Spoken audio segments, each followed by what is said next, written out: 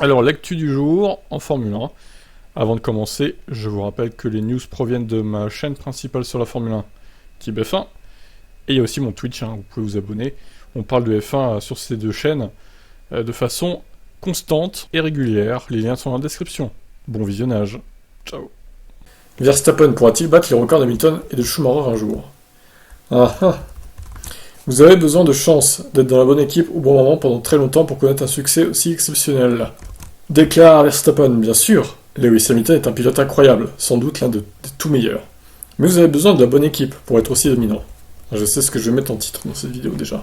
En remportant son premier championnat l'année dernière, Verstappen a pris une autre dimension chez lui aux Pays-Bas, où il est devenu une véritable icône. Mais ça n'a en rien changé son approche, l'approche de son métier. Lui qui a tout appris grâce à son père Jos.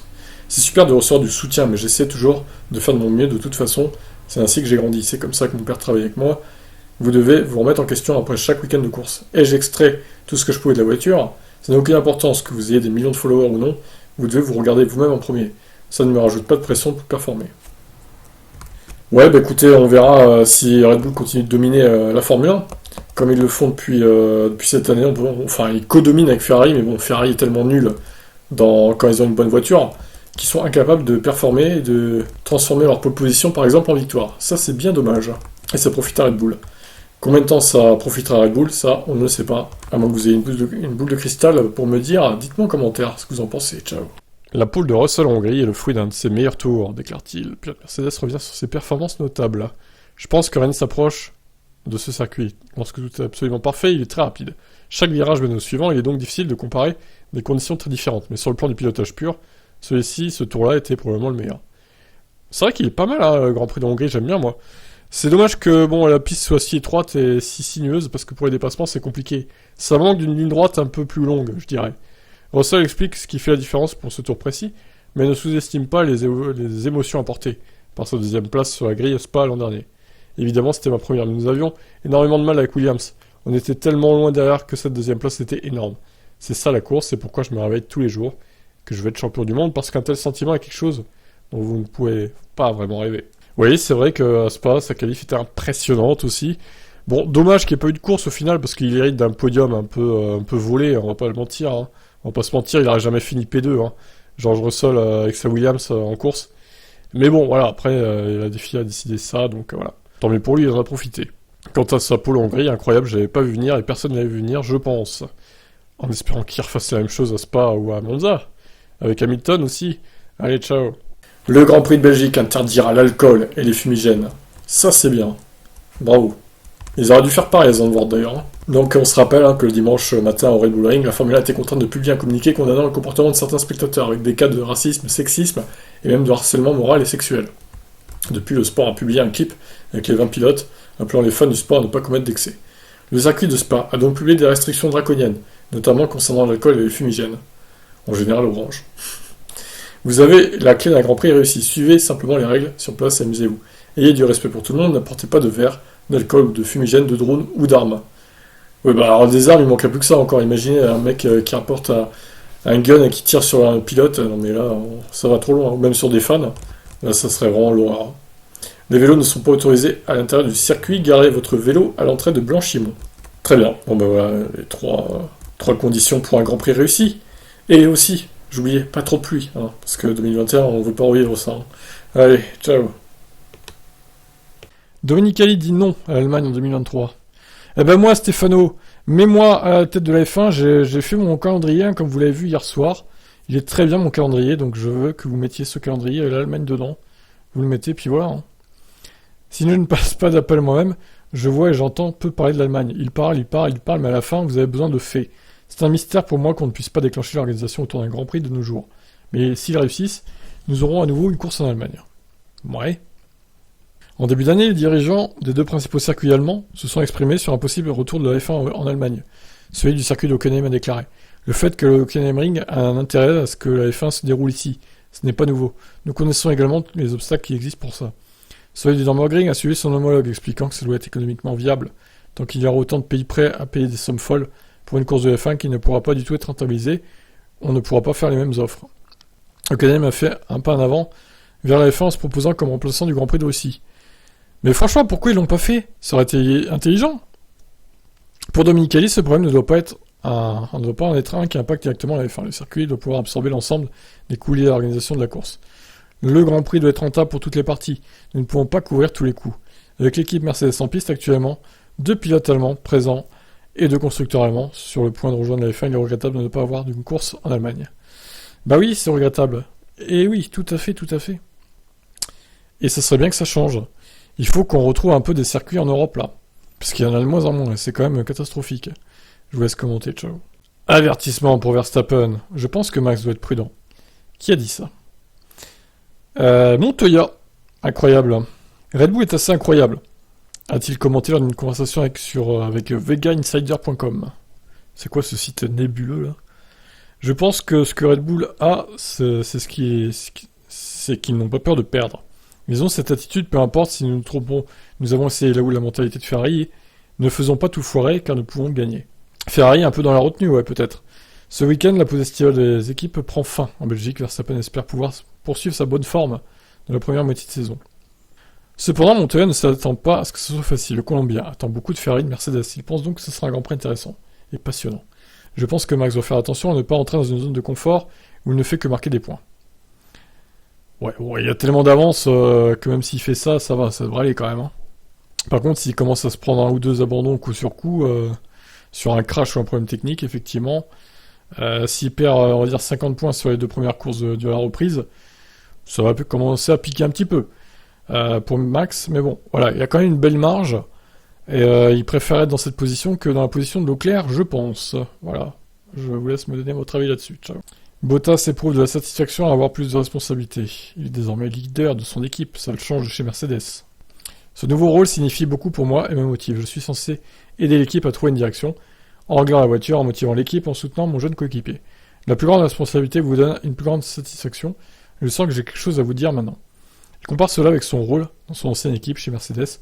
Si j'avais une idée pour une nouvelle pièce sur la voiture, une configuration différente, c'était un long processus jusqu'à ce qu'elle soit mise en œuvre. Il y avait toujours beaucoup de personnes et de départements impliqués. Chez Alpha, je peux entrer dans l'usine et parler directement aux personnes responsables.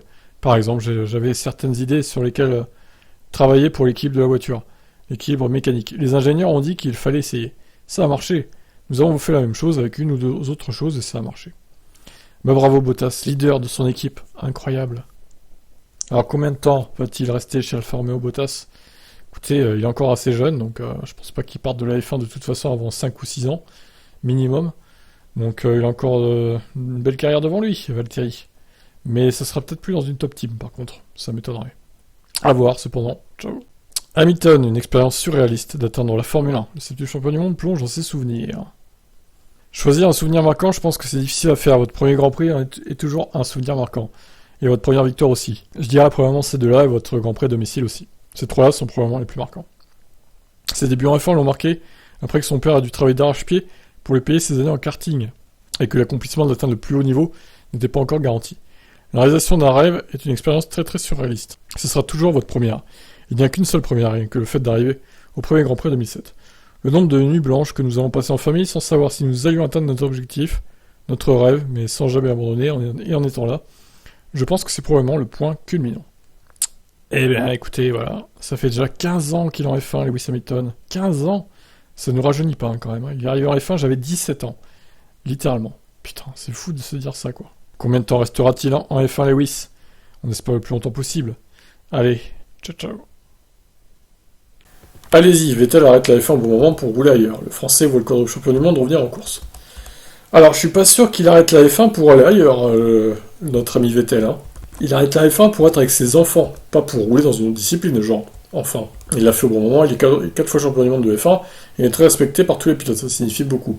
Mais il est assez jeune, donc je crois que nous le verrons de retour dans une voiture assez rapidement. Allez-y est également heureux que Fernando Alonso ait décidé de rester en F1, et pense que le remplaçant de Vettel pourrait réussir à remporter d'autres titres malgré son âge. Il a le talent, absolument. Les voitures sont très exigeantes en termes de force G, mais Fernando n'a jamais arrêté. Quand il n'était pas en F1, il courait sur des voitures de sport. Il est toujours dans une voiture, donc je suis sûr qu'il peut y arriver. Cependant, je pense que gagner un championnat du monde pour une équipe comme Aston Martin se produira l'année prochaine. Je ne pense pas, pardon. Je crois savoir qu'il y a un nouvel investisseur chez Aston Martin qui est très ambitieux. L'ambition est très élevée, j'espère donc qu'il a fait le bon choix, cette fois-ci, parce qu'il a pas mal fait d'erreurs dans sa carrière. Mais terminer sa carrière par un bon coup Ce sera une très bonne histoire pour nous tous. Écoutez, on verra ça. On verra ça dès l'année prochaine.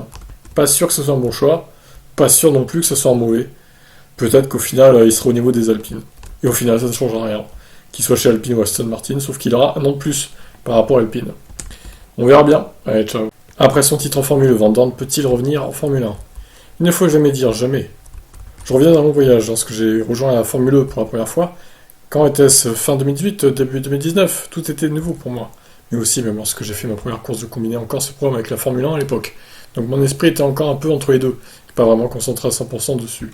Au début, c'était difficile, alors oui, le début était douloureux, je pense qu'il était nécessaire presque de passer par une phase difficile comme celle-là, pour que tout le monde se rende compte que ça n'a pas été facile, c'est un vrai championnat. Je pense que la compétitivité à la fin était juste incroyable, c'était fou comme tout le monde était proche. Nous parlons de 0,3% d'écart. Ça a montré à quel point il était important semaine après semaine d'être capable de bien performer et de bien perfectionner les réglages de la voiture. Revenir à la maison avec un championnat du monde est assez spécial, ça n'arrive pas à beaucoup de gens, beaucoup de pilotes, je suis donc extrêmement fier d'avoir remporté le championnat.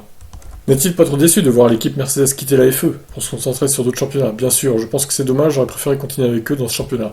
Lorsque j'ai rejoint l'équipe, j'avais en tête que ce serait une longue collaboration, mais tout a une fin et il faut continuer.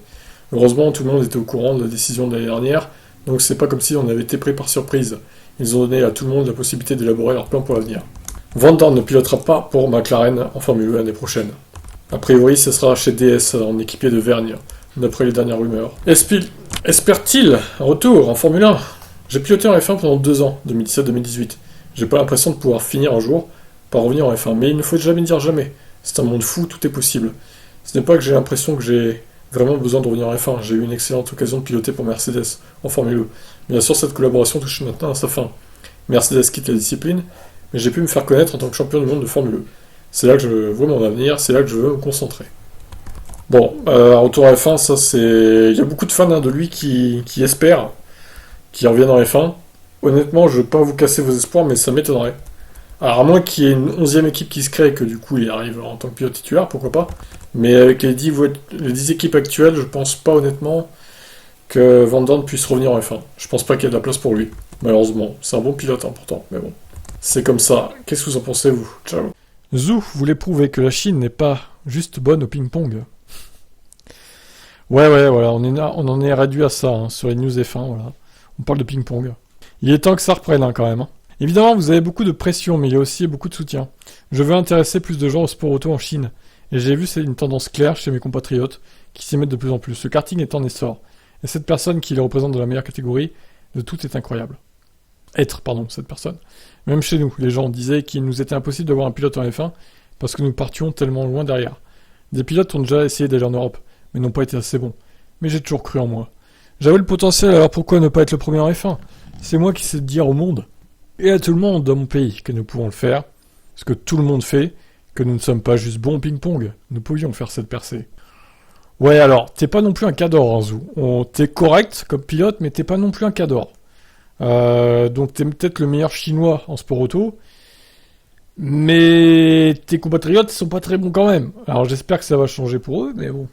Faut avouer que les Asiatiques en sport auto, ils sont pas très bons, voilà, ça arrive.